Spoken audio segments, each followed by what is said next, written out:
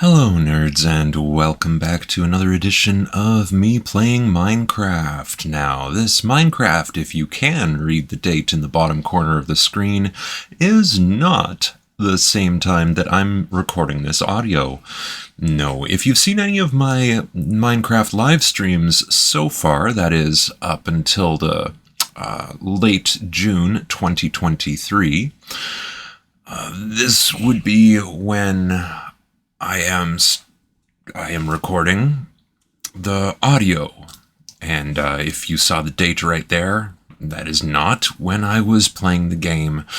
Now, this is because, of course, while I'm playing the game, I'm focusing on what I'm doing, and if I was to just ramble on, I probably wouldn't get much gaming done. That's a skill that needs to be acquired. Like, if you've watched IBXToyCat, which I hope is what led you here, then you'll know IBXToyCat has been doing this for over 10 years at this point, so it took him quite a while to master his delivery where he can just talk about random things while continuing to play the game.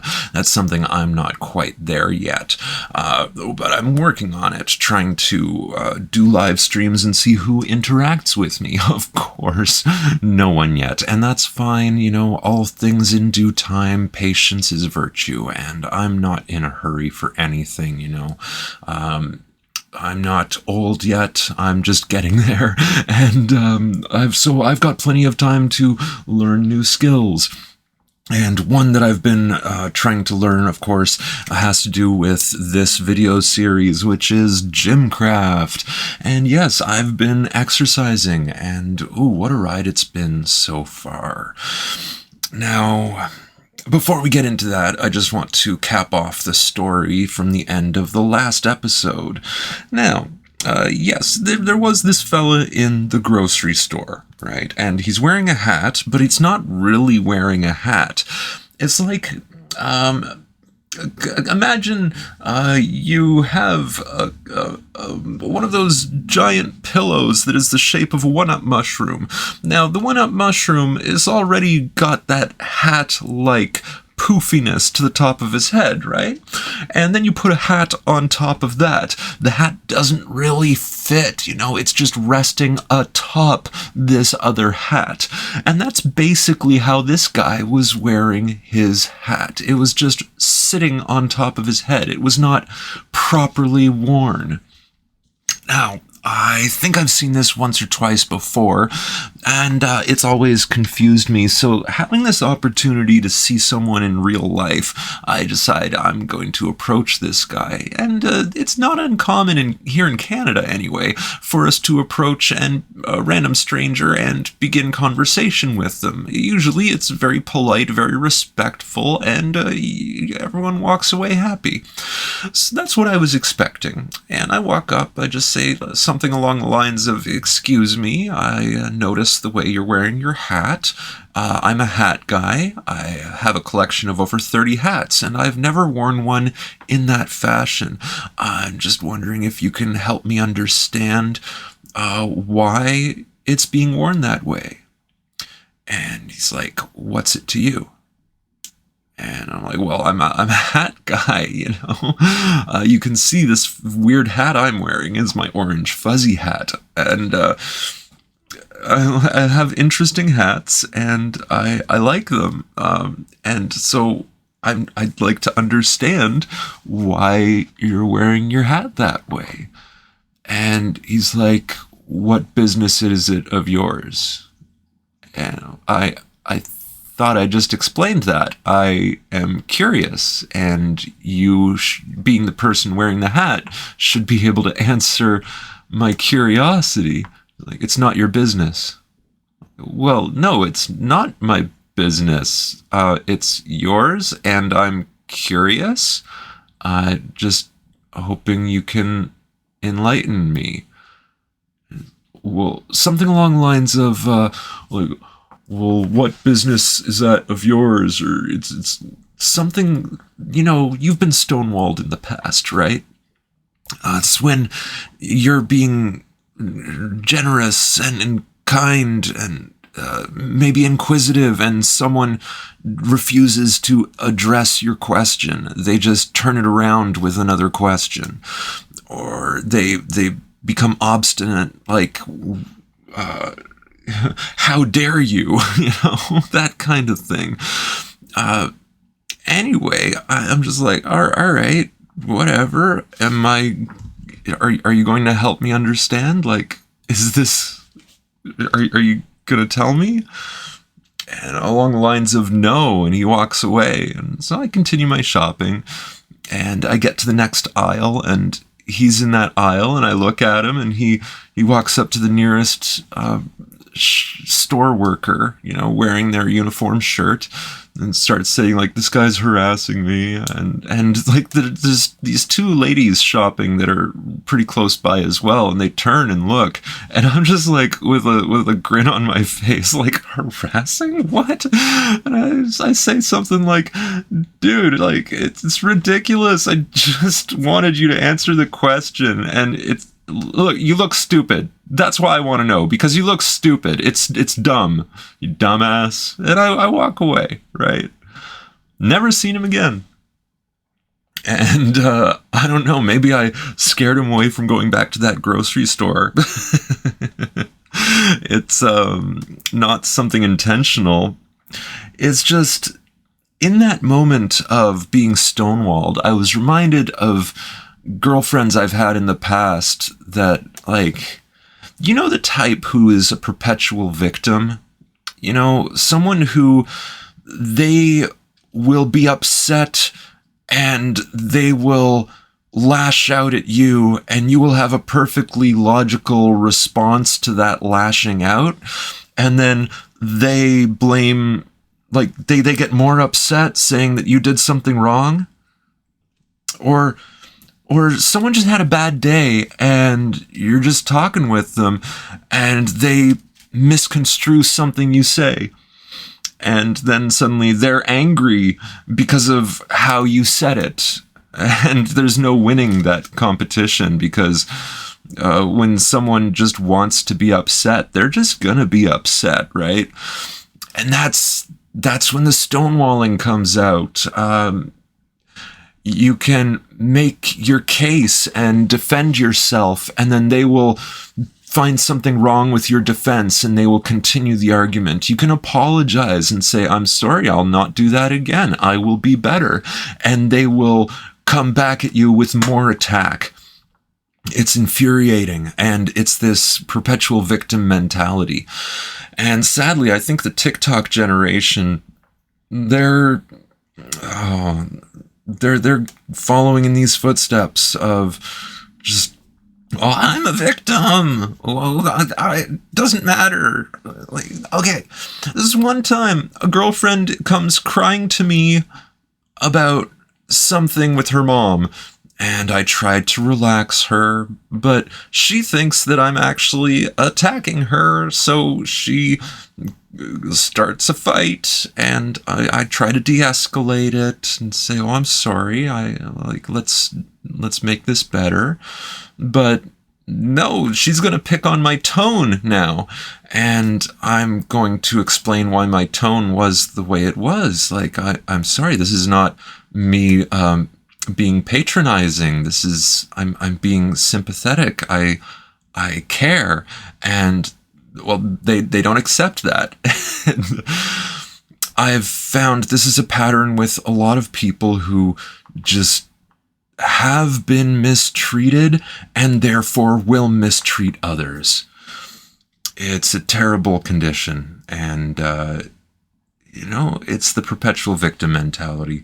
Once a victim, always the victim. Even when I'm the one picking the fight, I'm the victim. Well, that was a little off rant, but it's happened time and again. And my lesson from having gone through this enough times is to put your foot down. You gotta stand your ground and say, no, I'm not going to accept this type of behavior. This is unacceptable, and I will set down my boundaries here, and if you pass these boundaries, there will be consequences. What are the consequences? I haven't got that far yet. I know that that's pretty much what I'm going to need to do if I ever find myself in such an argument with a woman again, which is very likely given the state of my generation, as it were. Now, I'm a millennial. At this time in 2023, I am 37 years old. Is that right? 86, 23. Yeah, that's 37. Oh, wow, how time flies. Anyways, this friend of mine, back in the before times, before the pandemic, that's what I mean by the before times, I would go over to her house. I was friends with her boyfriend, and I was friends with her. We would drink, we would smoke, we would chat, and I was invited back many times over the course of several years. We had a very good relationship. One time when it was just her and I, we even got a little frisky, and nothing really happened. There was nothing worth talking about anyways. And well, after that, we were still on good friendly terms, like hugs and such. So then the pandemic rolls around and everybody ends up hiding out for several years, right? And people go different ways, and she did not fare well through that. A lot of people suffered with mental illness throughout lockdowns, and this friend happened to lose a bunch of friends because she had just gone to rehab to quit drinking. And when she gets out of drinking, she finds that all of her friends, what they have in common is drinking. So she feels she can't connect to them anymore. Like, there's no point in carrying on friendship. And she has trouble getting back to people in a timely fashion because of what she's going through. And they decide, well, I don't want to be friends with someone who's not communicating with me. Fair play, right? But I'm a person with a big heart, and I try to be very understanding. So I'm not offended by her taking forever to respond or not responding for over a year. And, well, more time passes and more time passes. We start chatting, and she's like, well, yeah, I'm willing to hang out, and let's go for a walk. We live in the same neighborhood. She's just on the other side of the neighborhood. So one day we arrange that we're going to go take a walk together, and we're just catching up on old times, going for this walk. And at one point, she misunderstands something I said. It wasn't like a personal thing. It was I don't know. It was about understanding a philosophical topic, right? So she's talking about this thing. For example, I'm going to use a self-soothing technique known as tapping. Okay, so she's talking about tapping, and I'm like, yes, I'm familiar with that from when you brought it up many years ago. And I compare it to other self-soothing techniques, such as, grounding techniques of 5, 4, 3, 2, 1. If you're not familiar with that, it's a psychotherapy technique where you find like 5 things you can see and 4 things you can touch, 3 things you can hear, 2 things you can smell, and 1 thing you can taste. And that's supposed to be, I might have mixed those up. I think I got them right. Anyway, that's supposed to take you away from any situation you're stuck in your head and bring you back to the present, to reality. bring you back to mindfulness. You know, that's the Buddhist ideal. Oh, did you see that? I just put down all those blocks of snow to indicate where water is going to go. And I'm like, see, now I just need to make some torches, and then I can stick them next to the snow, and that will melt the snow and turn them into water. No, dang it, that's ice. It took me a while to get there, but that's where I got. And you'll probably see me make some torches or something. I don't know. Anyway, back to my story of agreeing, like, yes, there's a grounding technique, and I'm familiar with all these other grounding techniques. And she thought that I was dismissing her concept of tapping, when really I was saying, I get it. This is another example of what you're talking about.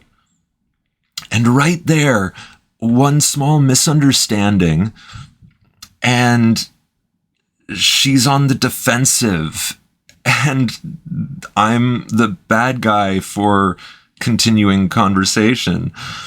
So I give her a pat on the shoulder, like friends do. You know, this is a friend that we had a hugging relationship, and we had made out and fooled around before, okay? And my tapping her on the shoulder, she like freaks out and starts telling me that I'm being condescending, like oh, relax, freaking out woman, you're freaking out over nothing. And she was accusing me of, what was it?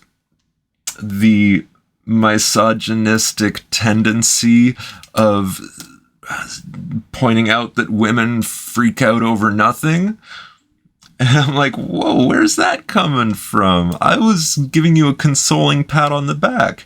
And then she tells me that I should know better than to touch someone without their consent. And I'm like, sorry, I thought we had that kind of relationship established. And this launches into a 30-minute, at least, debate over rape culture. Yeah. What? I don't understand how that happened. Where basically she blamed me for her reaction because I should understand from a woman's perspective that any man touching them without first saying something will make them think they're being assaulted, and that, like, I'm perpetuating blah, blah, blah. And this was all from me being like, oh, it's okay. I understand. We're still good. Tap on the shoulder. Like, consolation tap on the shoulder. Well, she just kept finding different reasons to be disagreeable and to put blame on me. Even when I pointed out that she was telling me to be accountable for my actions and words when she was failing to recognize her accountability for her actions and words.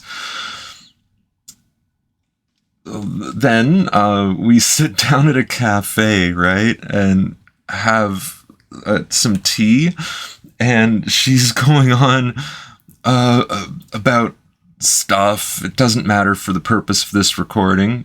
And we land on the subject of a friend of ours who had recently had a brain tumor removed and had just finished chemotherapy. And she asked me something about, like, how's he doing at the card game the other night? And do you think he'll be able to play cards the way he used to? And I start to try and answer that question. She interrupts me and says, no, I know this, okay? I still talk to him. I'm like, oh, okay. I didn't say you didn't. may I speak? And she's like, yes. And so I begin to respond to her question again, and she interrupts me again to basically say I'm answering her question wrong. And I said, there's such a thing known as a preamble, where I will speak about what I'm going to say before I say it, so as to prepare. It adds pre-context to the words I'm about to use.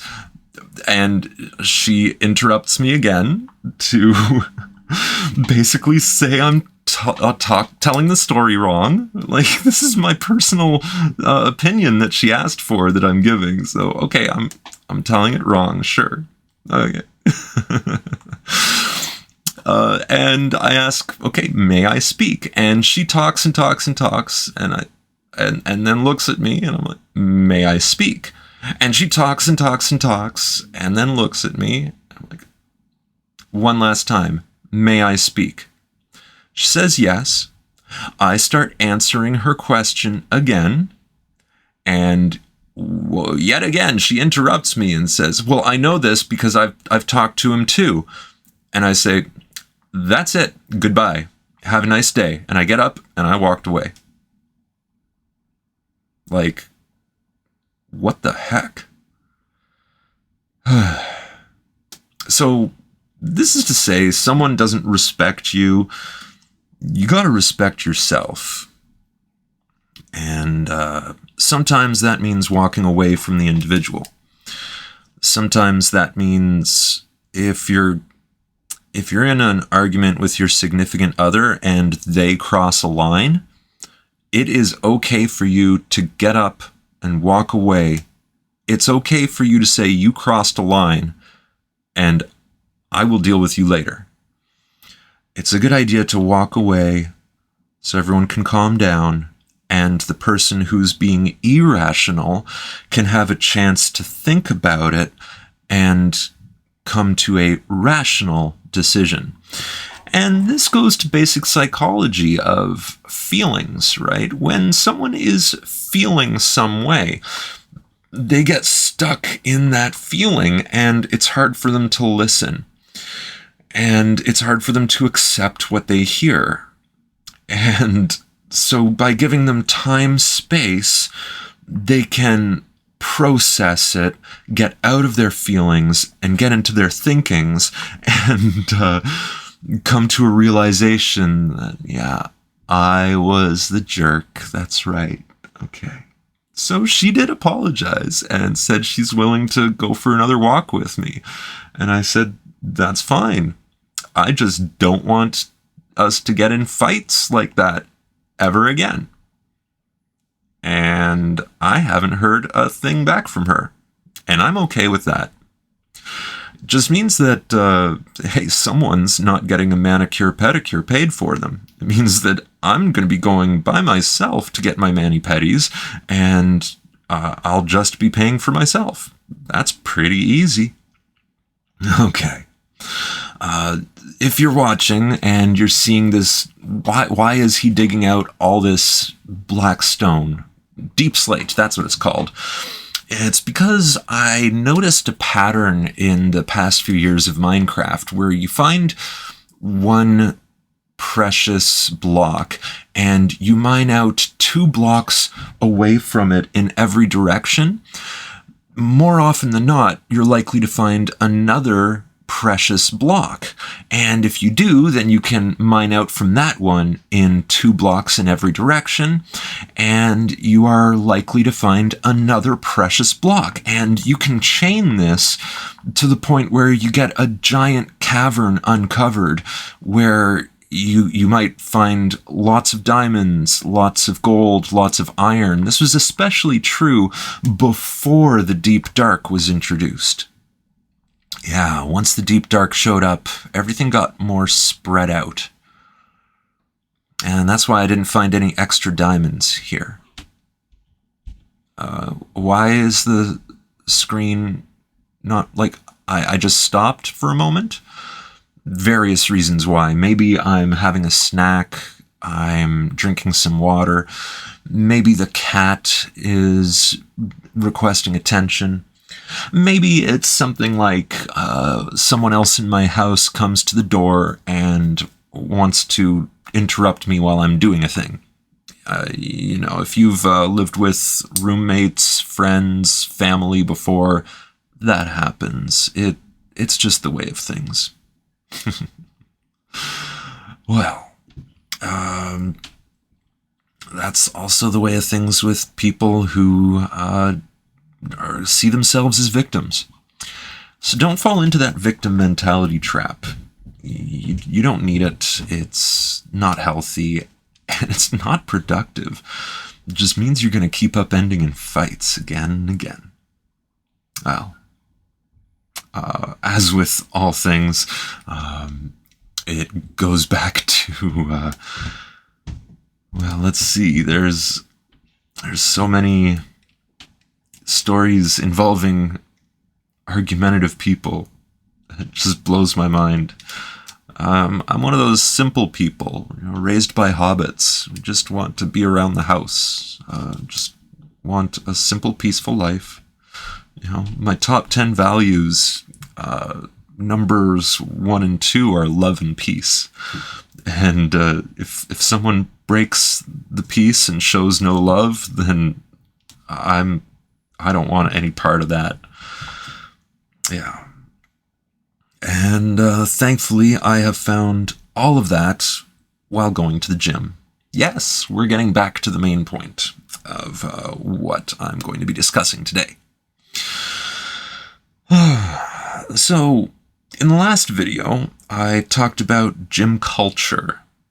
I talked about how I ended up at the gym and how I found my workout plan. And, last week, on week number 10 of gym going, those sounds are just my chair, if you heard that. Just changing the way I'm sitting here. Okay, so I noticed on week number 10 that I was waking up really sore from 2 or 3 days ago. Like I hadn't fully rested and recovered in the 2 or 3 days. And studies show it takes about 42 hours approximately for muscles to recover from soreness after being overexerted at the gym. All right, because if you didn't know, that's how muscles grow, right? We put them under stress. They have micro tears and micro fractures, and then the body fills in and builds up. And that's how muscles get bigger. That's how they get stronger. Okay. So that's the healing process and of hypertrophy. The opposite of atrophy, A being none, hyper being lots. The trophy, I suppose, would be muscle growth or repair. I don't know. I'm not looking that up right now. But the point is that I noticed I was abnormally sore, like waking up and I didn't want to get out of bed and I didn't want to move around. It was a new sensation. Doing my stretches and still feeling sore, and then going to the gym and pushing myself, and I noticed that I was not making an improvement. Well, let's wind back a little bit here. Muscle growth and strength gains are a slow road.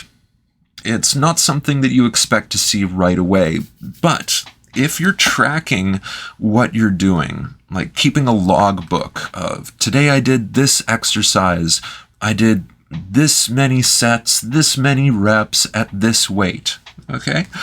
You keep track of all of that, which is not just a thing for statisticians and nerds like me. It's just a good practice for gym goers to keep a logbook. And you'll notice that from one visit to another, you can add on a little bit extra weight. Oh, I'm seeing improvements. You see strength gains, and that equates to size gains. Whether you can tell that you're gaining size or not, you can see the numbers, and that's evidence that you're getting stronger. And along with strength comes size. So I'm keeping track of all my numbers and doing what's known as progressive overload, where one day, let's say I'm curling 20 pounds, then the next day I try to curl 25 pounds for my first set, and it's difficult and I'm tired and I can't do all the reps that I want. So then after that set of 25, I go down to 20. I do my reps, I take a break, and then I do my reps again. Then the next week, I try to do all my reps, all my sets at 25. So look at it this way. If you're a weakling who's never lifted anything, and you go to the gym for your first time, grab that 5-pound weight and do some dumbbell curls. And if you think you can handle 5 pounds and you can handle more, grab the 10-pound and do it. And then the 15-pound, that might be where you hit your limit.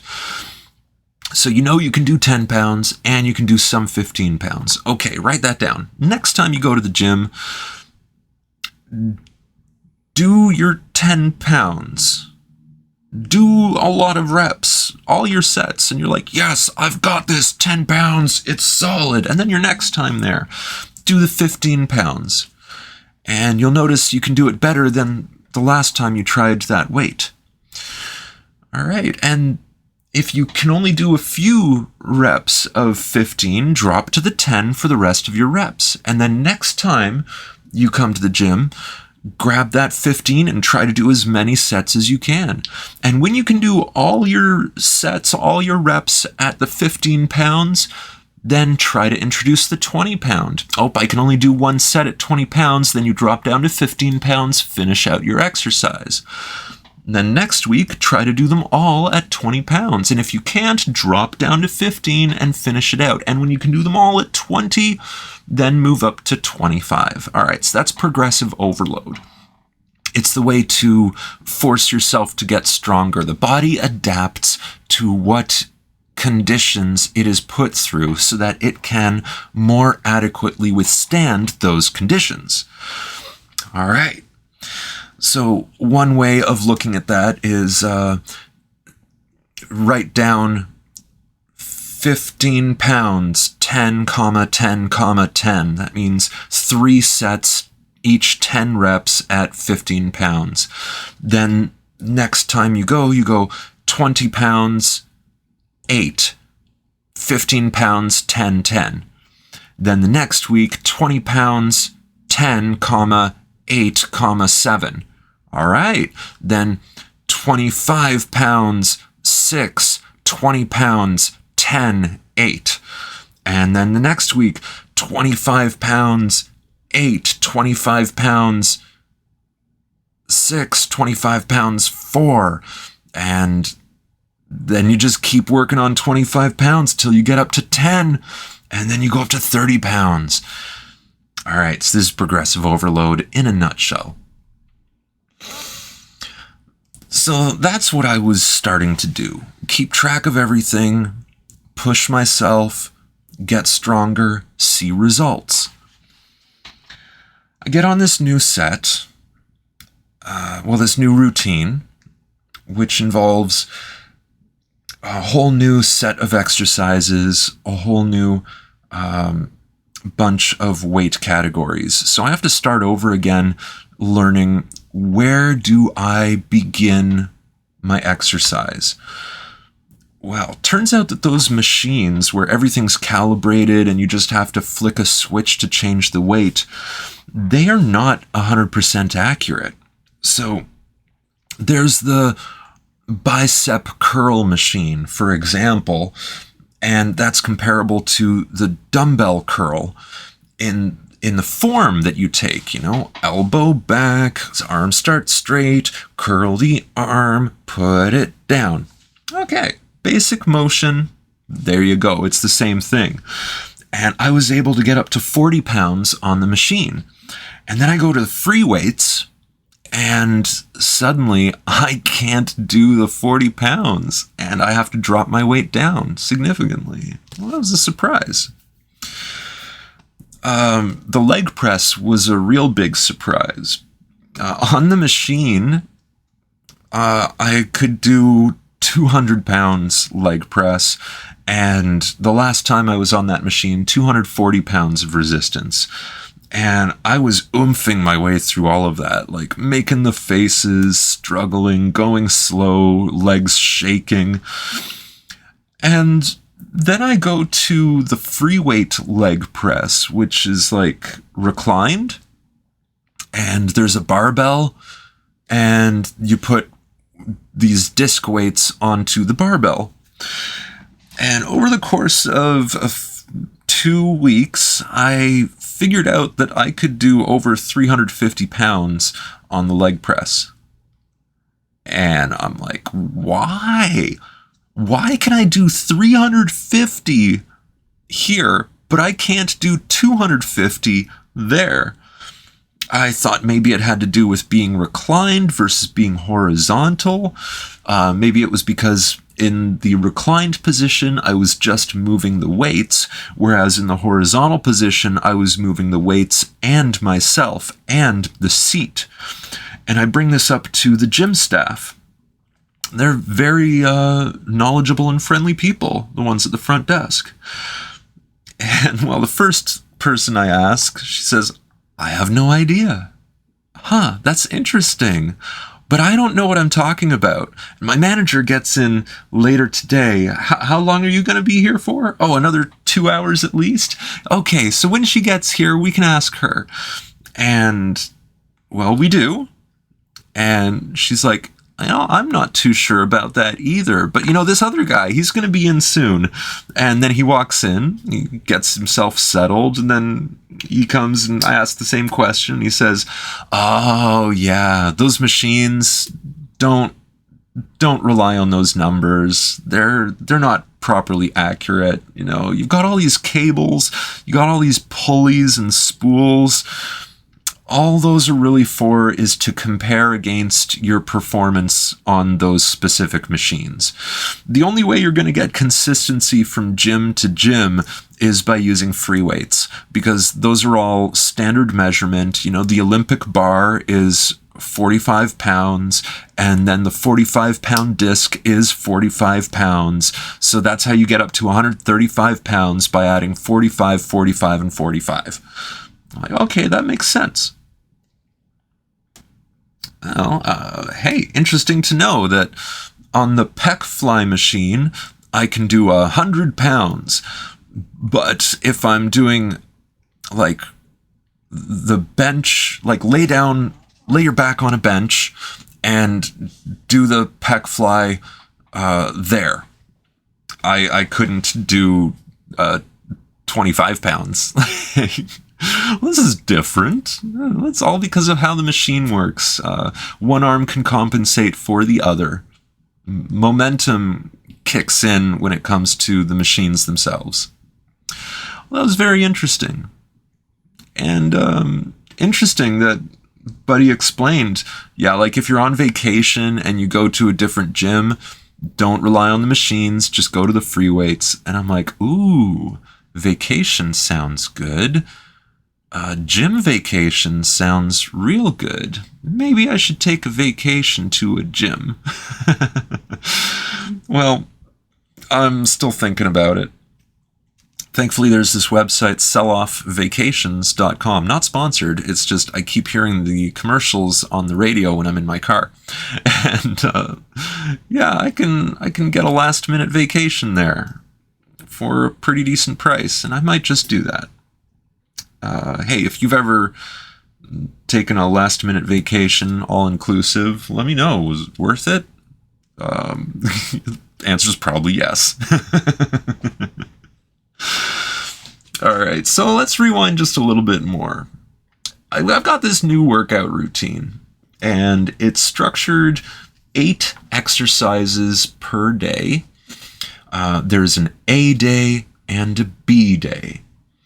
And the important thing is that we alternate, and we do 3 days every week. So on one week it's ABA, the next week it's BAB, the next week it's ABA again.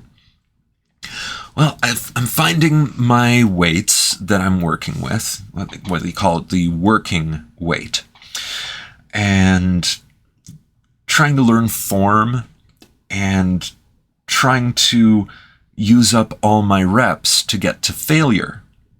All right, so failure, let's explain that.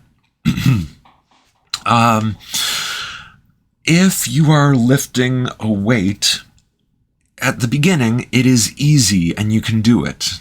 Halfway through, after maybe 5 repetitions, it gets a little difficult and you go more slowly. You have to put in more effort.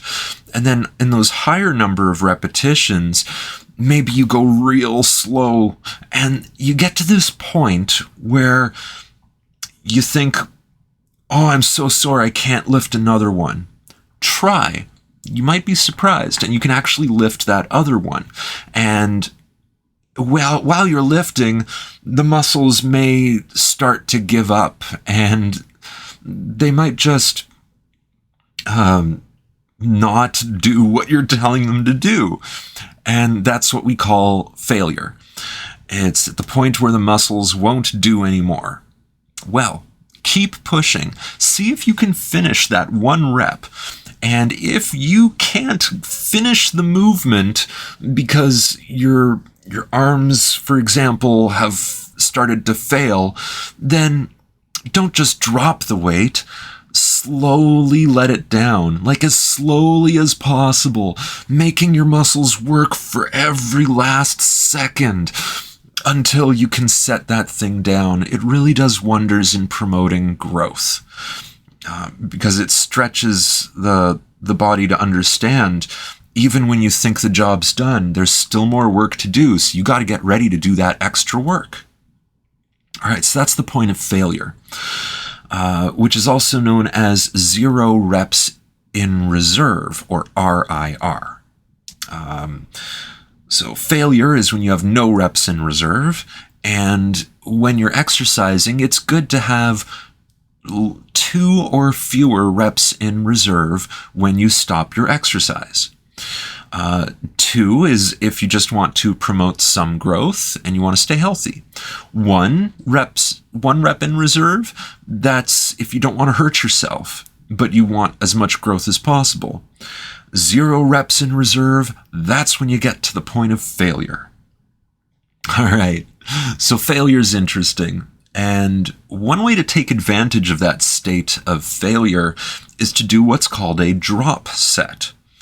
So this is where you're lifting all you can at, let's say, 60-pound barbell curl. So that's not the dumbbell that you hold in one hand, but the barbell you hold in 2 hands. And if you're curling, that means you're bringing it from under your chest up to your chest as you curl at the elbow. All right, so that's the barbell curl.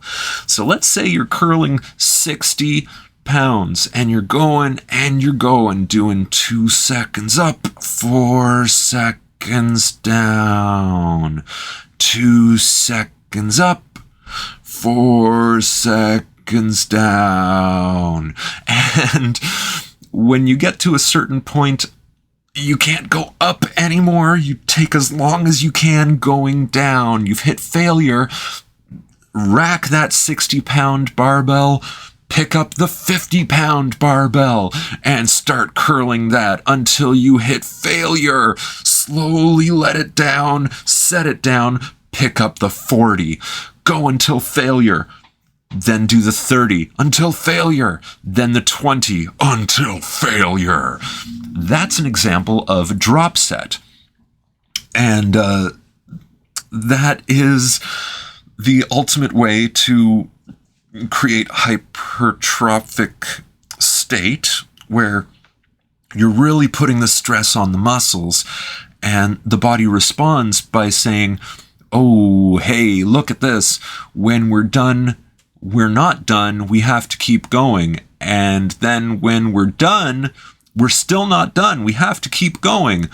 If we're going to have to keep going, we're going to have to get stronger muscles so we can keep going. And that's the drop sets. Use sparingly because it is exhausting and it causes a long recovery time and it hurts, I gotta say. It's not pleasant, but sure does make you feel good. It's interesting how weightlifting does that. It creates discomfort and pain, but at the same time, it causes a rush of endorphins and is very satisfying. And the most satisfying part for me has to be finding your limits and then surpassing those limits. It is incredibly satisfying to see those numbers in my logbook grow. It's really the telltale sign that I'm doing something good for myself.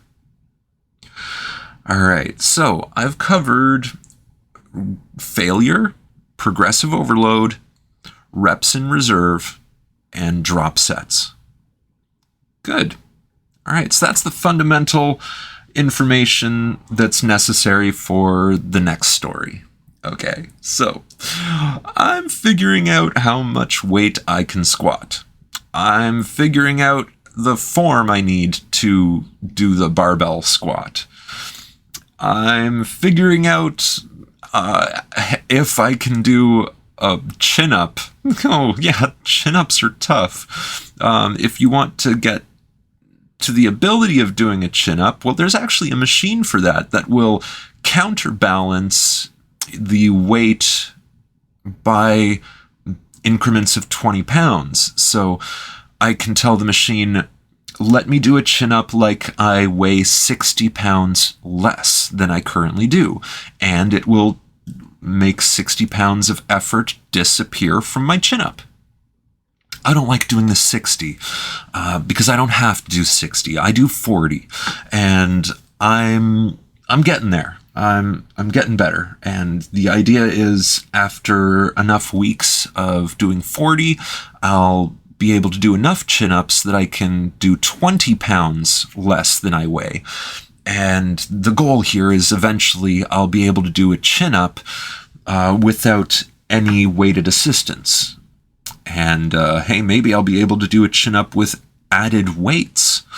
And that would make me even heavier to pull myself up. That's the goal, right? Okay, but the chin-up is not what I'm talking about today. No. So what happened next?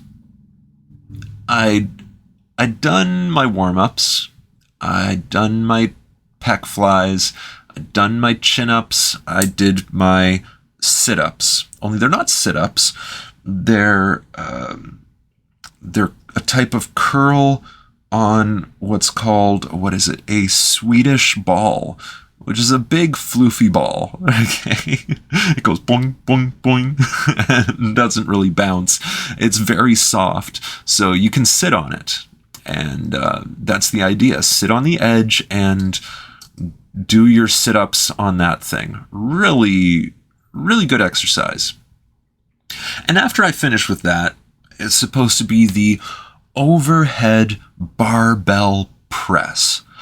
So that's the thing where someone has a barbell in front of their face and then they put it all the way above their head before they bring it back down in front of their face.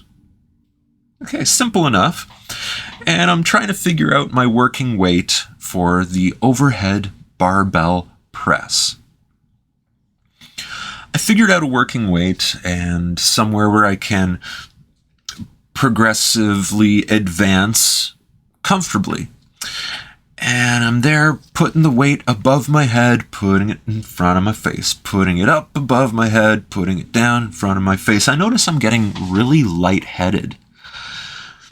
And I know what that means. It means that I'm not getting enough oxygen to my brain, and so I need to stop doing what I'm doing and maybe sit down, bend over, and just let my heart do less work to get the blood into my brain. And I take slow, deep breaths to hyperoxygenate my blood. Okay, good thing I'm a nerd. I know what to do.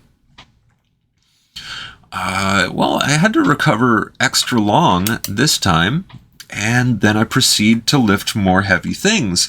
And again, I get really lightheaded.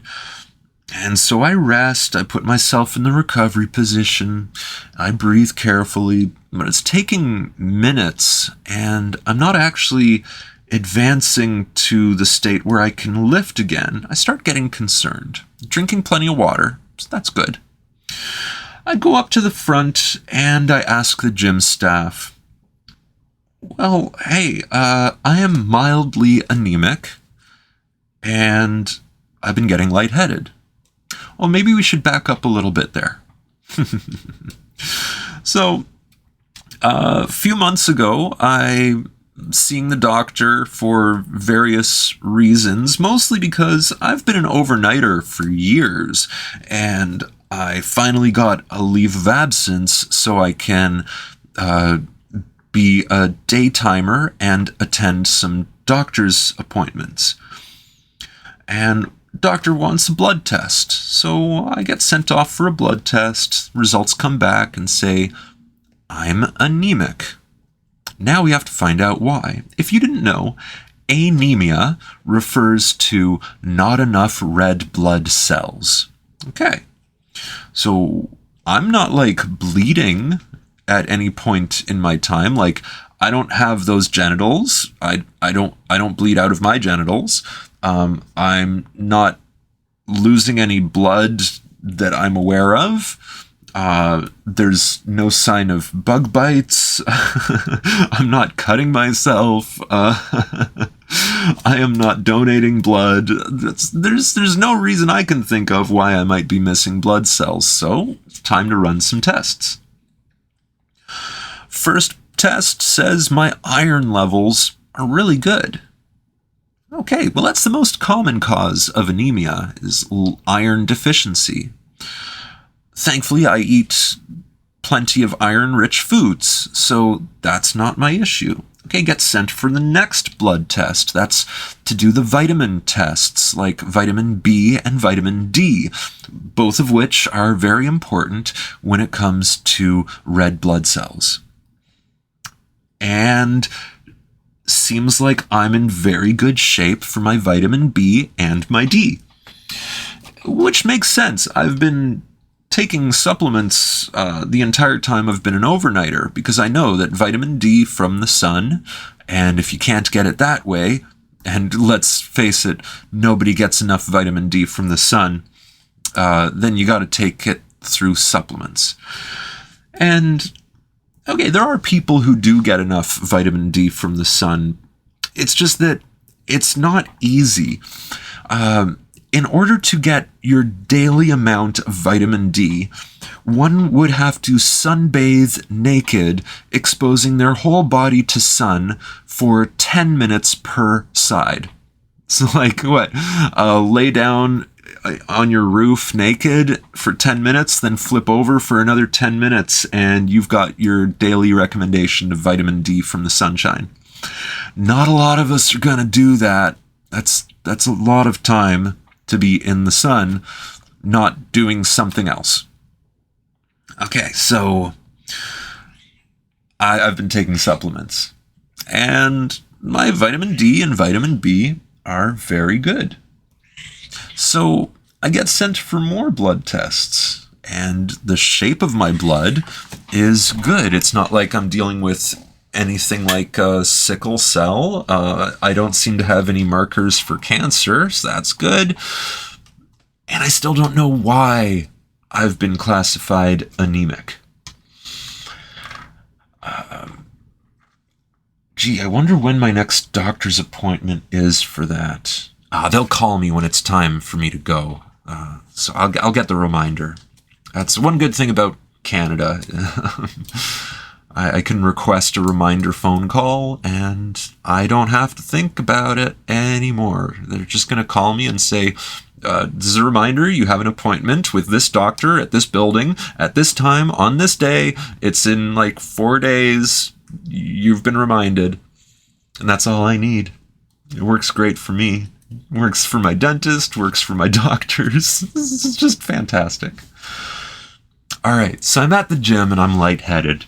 And I go up to the front and I let them know, so I'm mildly anemic and I'm just getting lightheaded lifting weights. I wonder if you have suggestions or what you guys think of this. And, meow? Yes, Janie Cat? Oh. Yeah, I mean, yeah, I can do that. Okay, you got it. Here, just a boop the snoot for now, and boop. Okay. So, the dude up there at the front of the gym, he's saying, maybe it's low blood sugar. Well, one of my blood tests had shown that I was pre-diabetic, so I'd been cutting back on sugar. Well, go figure. Now I'm doing low blood sugar. That's an issue. Like this baby zombie. Oh, they're so scary. Good thing I handled that one.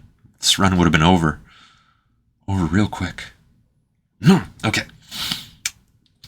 So, it says low blood sugar.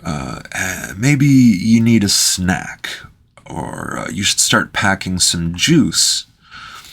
And the lady up there, the manager, in fact, she says, yeah, that's a really good suggestion. See, my dad is anemic, and he can't go more than 2 hours without a snack.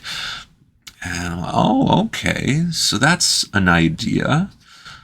And so I take a long rest, and I get back to lifting, and I'm okay that day. But since then, I have brought a snack with me.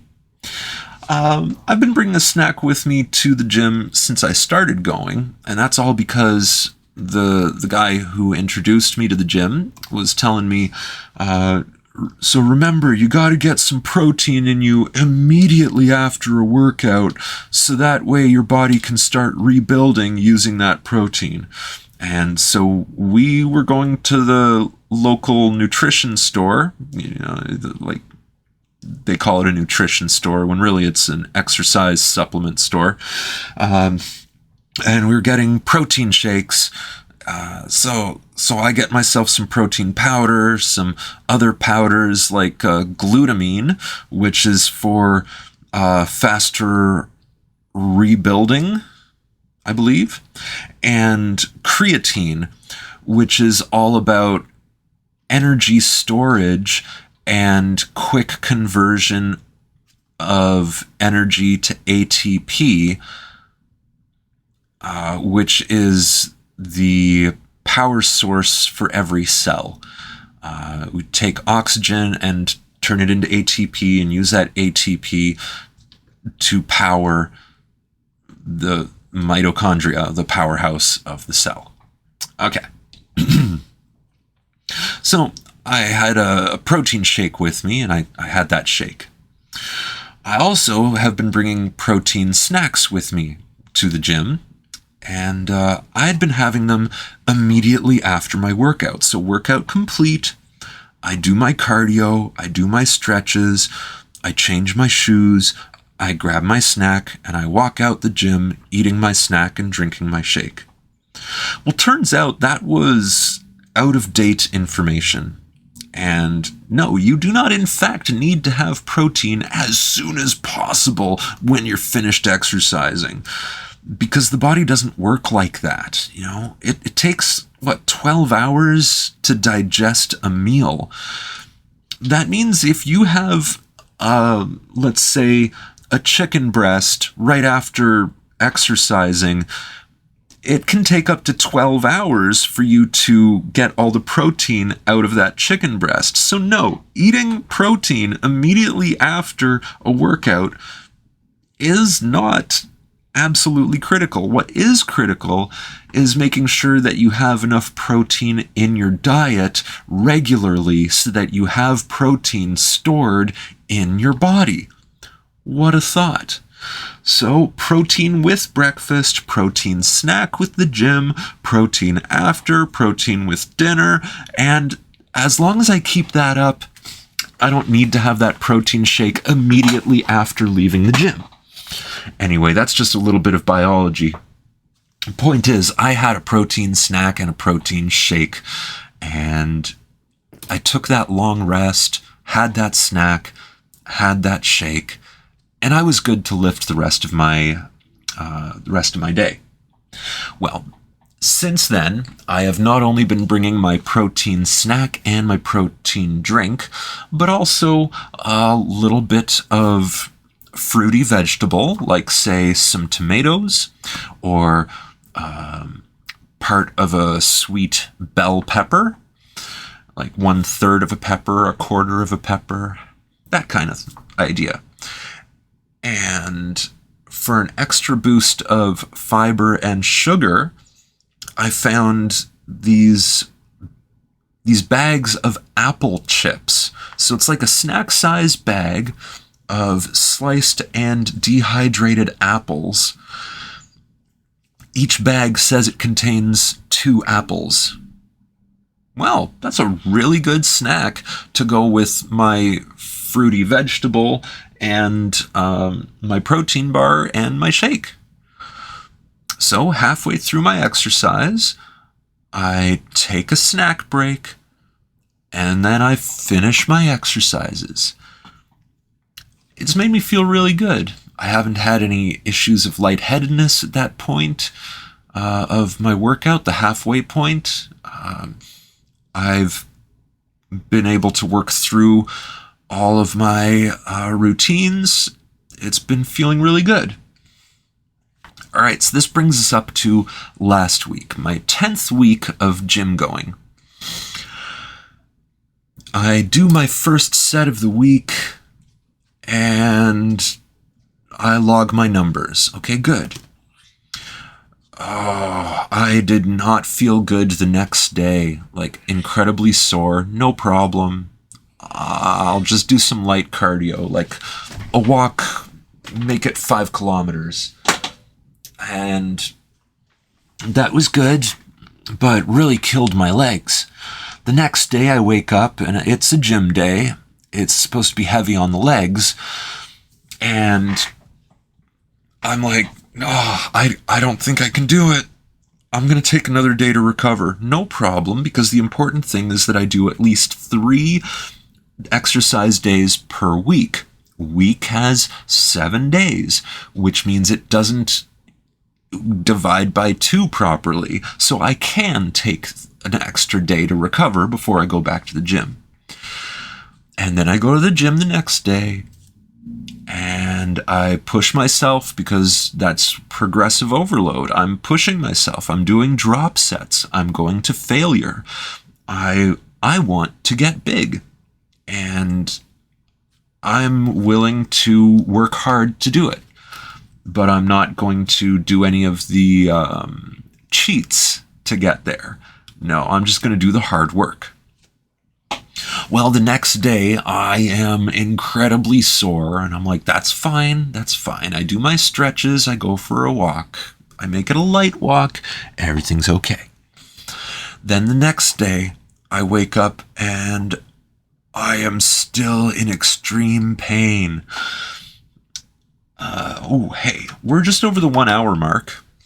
So before I continue with my story, I need a drink of water, and as the listener, I bet you are probably in need of water as well.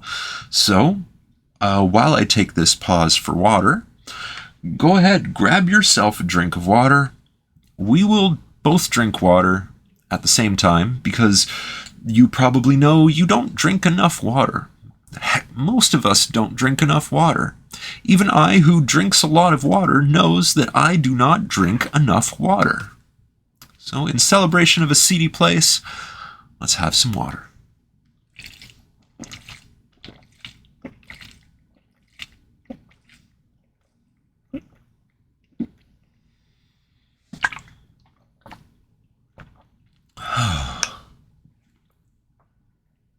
That's some good, cool water. Did you enjoy your water? I hope you did. I did.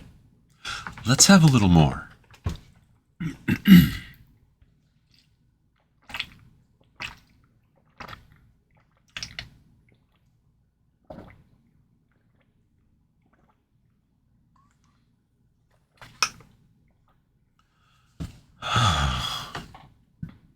Yeah, watching crops grow, isn't it exciting? I don't remember why I was doing that. It's probably because to enchant you need paper, you need sugar, so waiting for the sugar cane to grow. Missing some hearts and some hunger shanks, so I needed some food. I'm in an icy tundra, so the way I get food is from growing crops underground. That's why we're standing here looking at crops grow. Like watching paint dry. You ever watched paint dry? I have. That's because I used to work at the Home Depot in the paint department. And, if you ever bought paint at the Home Depot, you know we have that habit, once the paint is mixed and shaken, we pop open the lid, grab a little dab of paint on our finger, and then put it on the sticker, let it dry so that you can see what color is in the can on top of the can. And paint always dries a slightly different shade than when it's wet. So it's important that we allow that sample to dry. And so I watched paint dry. But there's one type of paint dry that was totally good to watch. And that's the ceiling paint that goes on one color, usually pink or blue, and then dries to a white finish. That was probably the most exciting paint drying I've ever watched.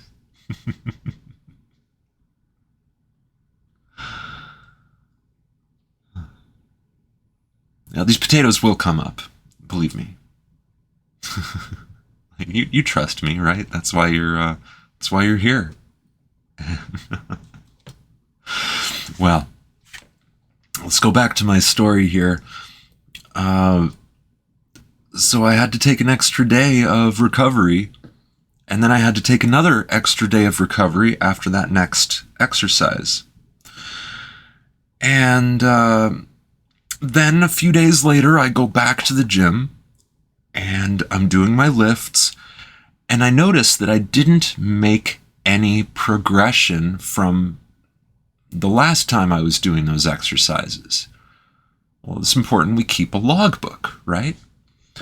I notice that I'm working at the same weight and I'm doing the same number of repetitions for every set. I try to go higher and I just end up doing the same that I'd done the last time I did the exercise. That means that you're hitting a plateau. So, being the nerd that I am, I look into exercise plateau, extra long recovery time, extra soreness, and where it brings me is overexertion. So I had been overexercising, putting myself through too much. But it was working for 10 weeks. Why did it suddenly stop working? And that's when I learned about the rest week.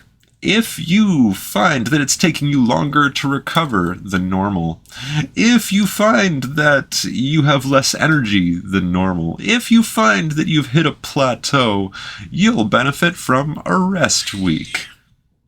So I am on week 11 a week of rest. Yes, Janie Cat. If you don't want to hear me talking, you can go to the other room. Yeah? Okay, I'm going to keep talking. All right? Good. So, rest week. I really want to hit the gym, but I know that I have to recover. And, well, yesterday, I needed to go shopping. It was a small shopping list. Go and refill my prescription, and I need to go to Costco. But while I was out, I thought, I'm going to see if I can buy new sunglasses. Now, I've got a very specific style. You might have noticed from my hats. My most favorite hat is an orange fuzzy ball cap. My other most favorite hat is a gray fuzzy ball cap. They're the same kind of fuzzy. The same type of fuzzy you might find from like a flannel blanket. Well, likewise, my sunglasses is a very particular style. I like the rectangular frames, metal frame, and highly reflective lenses in either a silver type of gray or a shiny blue reflective lens.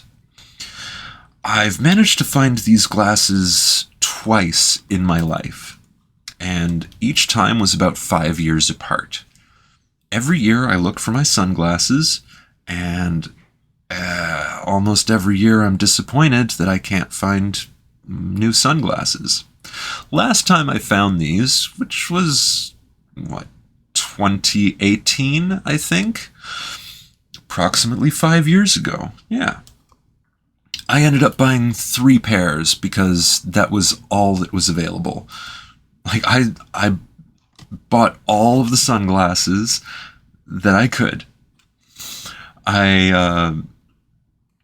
Since then, 1 pair has broken, 1 pair is beginning to lose the mirror finish, and the other pair is in reserve, and I really don't want to bring it out because when I start wearing it places, it will also start getting banged up and lose some of the mirror finish. Well, the silvery ones I've been wearing, the mirror finish is almost gone on one lens, and now the frame is starting to bend out of shape. So I figure I need to go look for new sunglasses. I check the local stores, and of course, my style is not available. So I find out there's a place called Sunglass Hut, and I go to the nearest one. They don't have anything that matches what I'm looking for. Closest would be this year's Ray-Ban collection. There's one particular set that's almost the right shape. It has the metal rectangular frame, and it's got a reflective lens, but it's not mirror reflective, and it kind of fades. It's a really good lens, but I'm like, no, that's not my style. Well, I go to a few other sunglass places, and they're all like, I don't think we have anything that matches what you're looking for. And I'm just laughing the whole time, like, yeah, that figures. I mean, I'm not surprised. I'm just looking. And I drove somewhere else, and I looked. And they recommended that I go to this other place. So I go to that other place. And they recommended that I walk around the mall. And so I walk around the mall, checking this place and that place. Closest I came were finding those Ray-Bans at every one of these sunglass sellers. And I'm like, okay, maybe I'll just buy this pair. What's the price tag? $307. Excuse me, that $307 for sunglasses?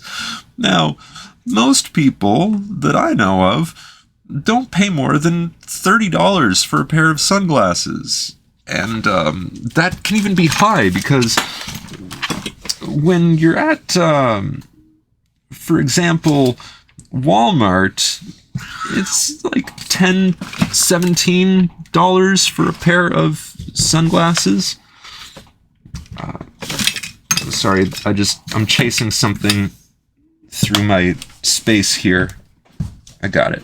Okay, I got it. So yeah, Walmart sunglasses cost less than $20, less than $30, that's for certain.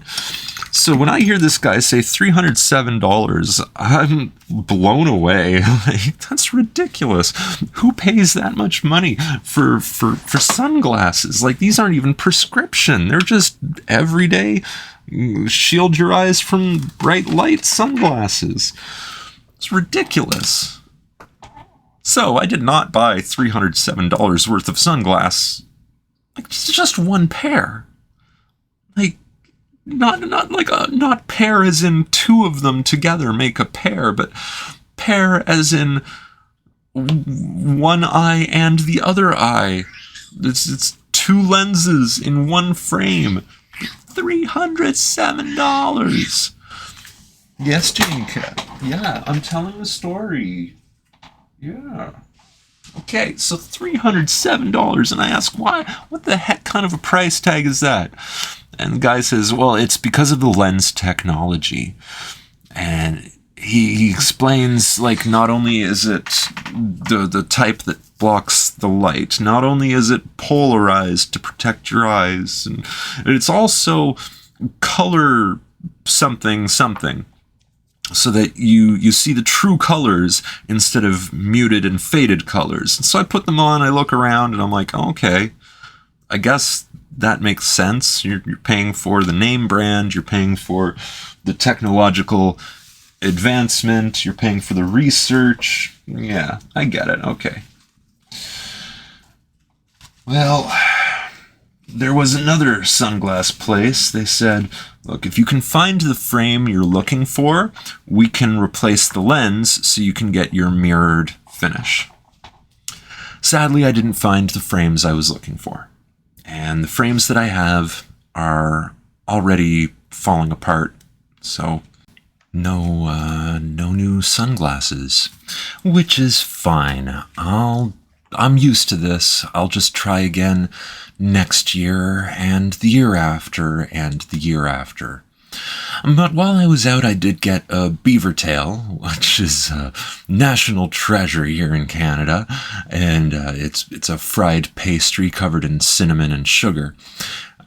So much sugar. And it was a lot better when I was a kid than it was the other day, but I did get one. And while I was out, I also stopped by a gym. Now, the gym that I go to has multiple locations. The membership I have says that I can go into any of these locations. And I know this is a rest week. I'm not supposed to be doing gym stuff, but they have this hydro massage chair, which it's just like water jets pour pressure through the chair and give you this muscle stimulation that counts as a massage. And it felt really good on my legs. They really needed the work. And after 2 sessions in the hydro massage, I decided I'd have a look around this gym where I hadn't worked out before. I was only there because, well, I was already in the area, and they have that particular hydro massage. So I walk around the gym, and I find like half of it is caged off, and you need an advanced membership to go in there. And I thought, that's weird. I want to see what separates that part of the gym from the rest of the gym.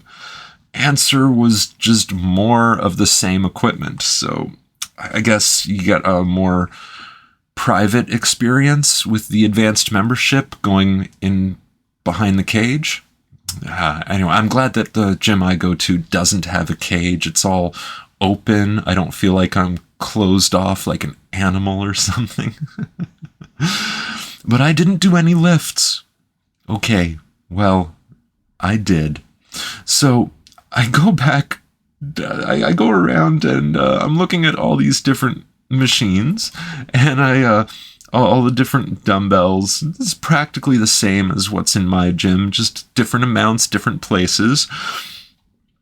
And I decide, okay, I'm going to do one exercise. Now, this is an arm exercise. When we look at the upper arm, we all know about the biceps. Those are the showy muscles. And when it comes to the biceps, there are actually two of them. And each of them is important to work together, which gives you that nice domed shape when you flex. Then under the arm, there's, what's the back of the arm? That's what's called the tricep. And those are not the only muscles in the upper arm. There's also one called the brachial muscle. And that brachial muscle is supposed to add some width to the arm and help push the biceps upwards. The important thing for me is that I want to start filling in my sleeves with my arms. So I need to work the brachial muscle. And in order to focus on the brachial muscle, there's an exercise called pronated easy bar lifts. All right, so what that is, the easy bar was spelled E-Z space bar, okay? It's a bar that has a zigzag pattern built into it, which allows you to grab it with your hands at angles. Now, for the pronated easy bar lift, you grab the zigzags so that your palms are facing downwards and your thumbs are slightly higher than your pinky fingers. And then you tuck your elbows back and you curl your arms up. So that's the easy bar pronated lift. And I'd noticed a plateau last week. And because I really want to fill out my arms, like fill out my sleeves, I decide I'm gonna do a little bit. So I do what's called a pyramid set. So basically, think of your working weight. Okay, my working weight today is 60 pounds. Start by doing 7 repetitions at 50% your working weight. So in this case, I grab the 30-pound and I do 7 lifts. Then I set it down and grab the 40-pound, because this idea is 70% of your working weight. Now, ask your home computer, and I'll do this for you. Alexa, what is 70% of 60? Yes, it's the answer to life, the universe, and everything. The number is 42. So I grab the 40-pound easy bar and I do my 3 repetitions. Then I grab the 60 and I do the 1 repetition. Okay, so that's the pyramid set. It's kind of like a warm-up. Tells the muscles, hey, this is what we're doing. Get the blood flow there. Get ready. We're about to do more lifts. Okay. So then I do my little rest. I grab the easy bar at 60 pounds and I do my 10 reps. And I say, that's enough. That's all the lifting I'm doing. This is my rest week after all. Well, that's good because the week before I had... Oh, geez. Whew. Phantom knocked me off my tower. And the water bucket saved me. Oh, jeez. That's crazy. Okay, so... I was stuck last week at the plateau of 50 pounds on the easy bar. I couldn't do the 60. And then this day, on my rest week, I went up to 60. So rest week successful. I made progression. That means I got stronger. That means the muscles grew a little bit. And that's really good news. So that was yesterday. Yeah, I did a little bit of gym stuff on my rest week, but that's okay. I also did a little bit of cardio on my rest week, and my legs were mad at me for it. All right, so I did my cardio. I did my easy bar pronated lifts, and I rested up. Well, today I wake up and oh, my arms and my legs are sore. Like, oh, the type of sore I was last week that inspired me to take a rest week. Well, that's too bad. I was actually thinking today of going to hit the gym, but no, that's gonna be another day, that's for sure. I've overworked myself a little bit, and that's fine. Next week might be a little difficult for me, not just because I took a rest week, which I've read that for a lot of people, it demotivates them, and they find that after a rest week, they're not able to put in as much time or effort as they could before the rest week. I think that comes down to a matter of discipline more than it does a matter of physical capability. You know, if you take a week off work and go on a vacation, it's tough to that first week back at work, right? But if you have the discipline, you can do it. Okay, so I was raised with a military mindset. Here in Canada, we have what's called the cadet program, where you pick your element, be it air, sea, or land, and you join the military cadets for that element. My brother, who's older than me, had an interest in flight, so he chose the Air Cadets, and I followed into the Air Cadets. So my dad was also in the reserves, and he trained for Vietnam. Thankfully, never had to go. Point of the matter is that all the men in the family have some military training, in that we've learned discipline, we've learned about sacrifice, orders, we've learned about duty, we've learned marching. And one important part about marching and what's known as drill, which is like formation marching, is standing at attention. Okay, so it takes a lot of discipline to stand at attention, especially if you have an itch. Oh, did you just notice an itch on your nose or on your face or somewhere on your body? Yeah, you're probably scratching that itch right now.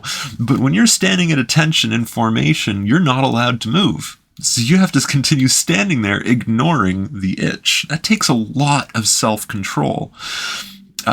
You also need to train that. It's not something that's ingrained in you. And part of the training for that is, well, I was on what's known as drill team for a while. And this is the select cadets who chose that they liked formation marching enough that they wanted to join the team that would do decorative and competitive formation marching. So that was drill team. In order to make sure we were all at the top of our drill, sometimes the, let's go with flight sergeant, the instructor, would have us all stand at attention, and then they would try to make us break our attention, break our stance.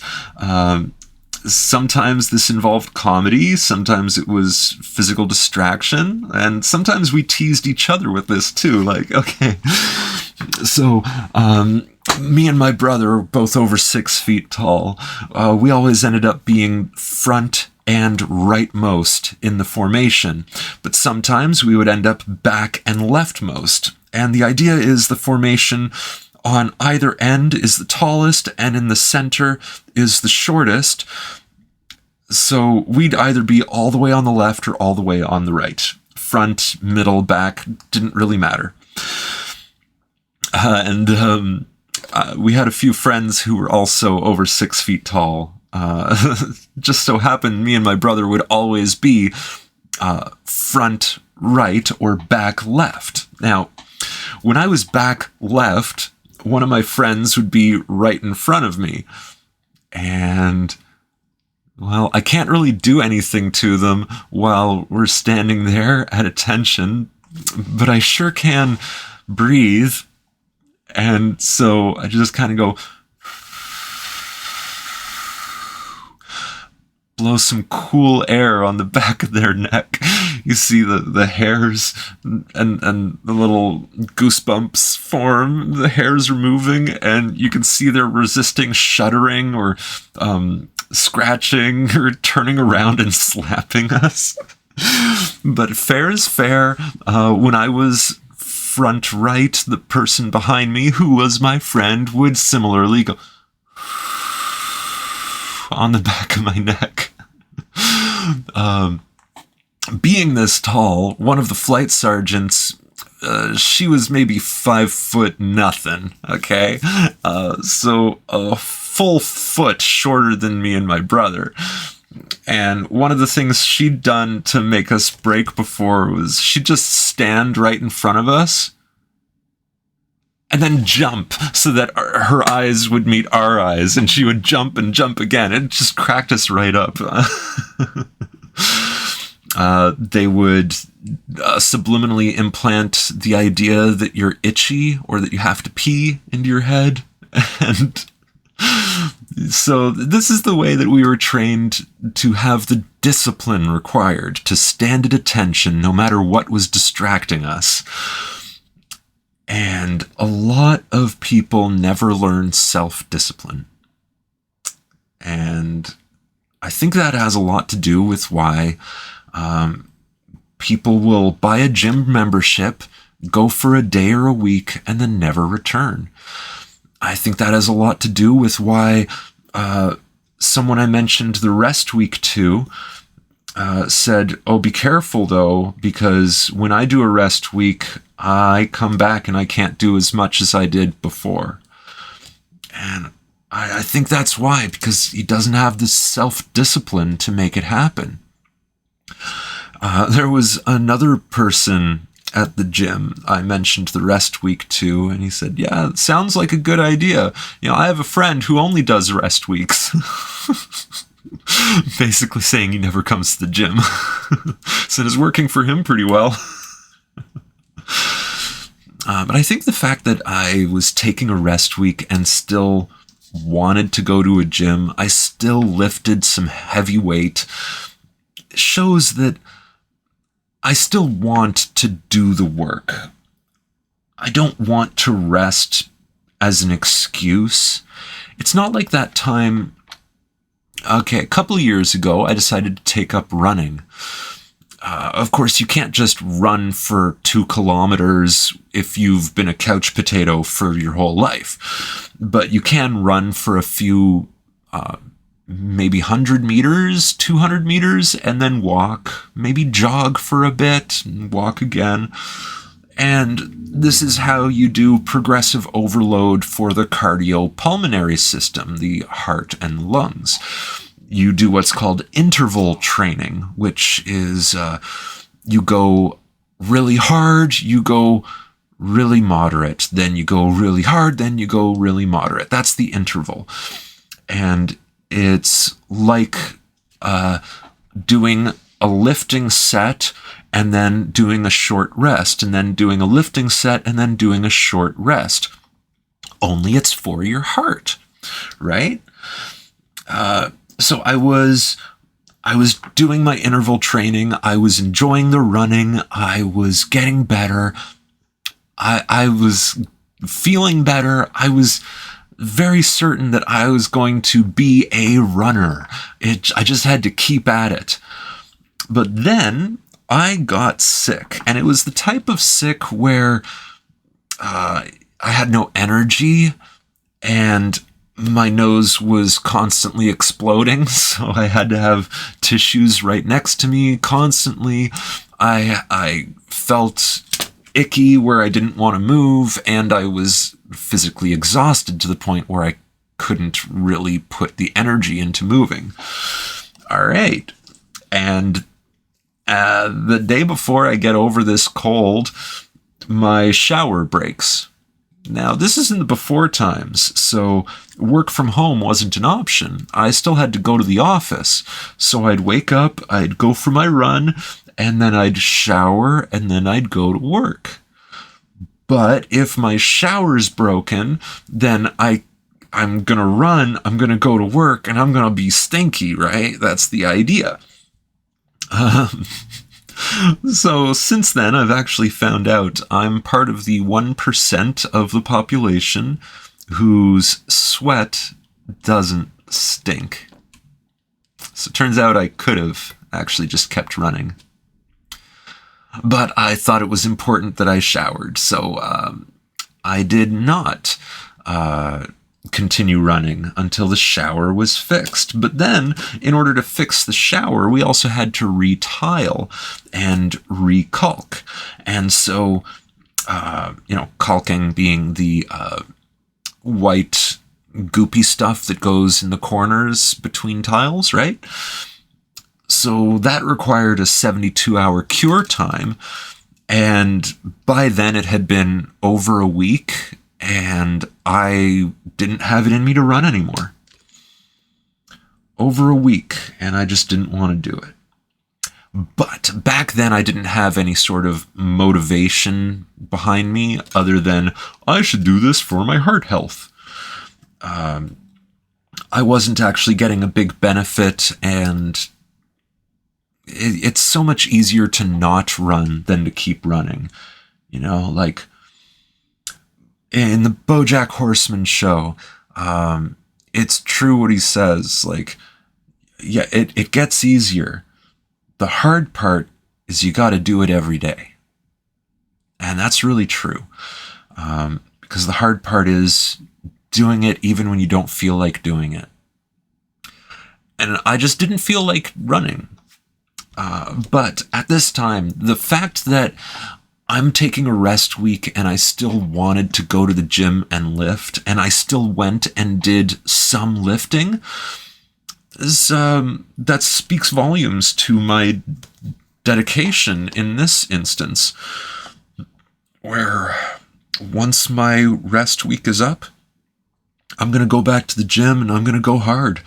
I'm going to return to my routine, and I'm going to do it as well as I can. I'm going to try and push myself past where I was last week. I'm going to push myself hard. I'm going to push myself exhausted. And then 2 days later, I'm going to do it again. Yeah. And this rest week, well, it turns out that every 8 to 12 weeks of training, it's recommended you take a rest week anyways. It helps your body to fully recover and gain strength so that when you return, you can do better. Wow, that's a good thought. Yeah, so I'm actually doing well with this rest week. It's going to be good for me. I feel good. I feel good about the future. And this is the way. Well, as you can see here in this Minecraft world, I have made it out of the icy tundra. I am partially equipped and going adventuring. I wanted to see if I could find a hill and see if I could find a deep dark so I could search for an ancient city. And I'm thinking, this is a mountain, right? Maybe I can set up shop here. Mostly I'm looking for somewhere to make a home, to set up a secondary base. If I want, I can always return back the other direction to the icy place. But if I'm lucky, I can find a tall mountain that goes deep underground into the deep dark for an ancient city. I'm thinking this mountain and the other mountain off to the left there, they both seem like they could house an ancient city. I just need to explore. But I also am on the lookout for coal and iron, which is probably what brings me here. I thought, I can get some find resource there. Iron, yeah. A lot easier to find it high in the mountains than it is deep underground. And my underground mining had found barely any diamonds, hardly any iron. I needed to change paths. And this path seems like it should be good enough. I'm getting my resources, and it's getting a little late. I've been playing for a while. I've been talking for a while. And I'm likely to stop the game in a minute here. Now, I hope you've been enjoying listening to me ramble on, tell my gym story, my exercise story, and I hope you've enjoyed watching the game, and that y'all just keep being awesome. Take care. Bye. Science, spirit, life. Nerd Pumpkin.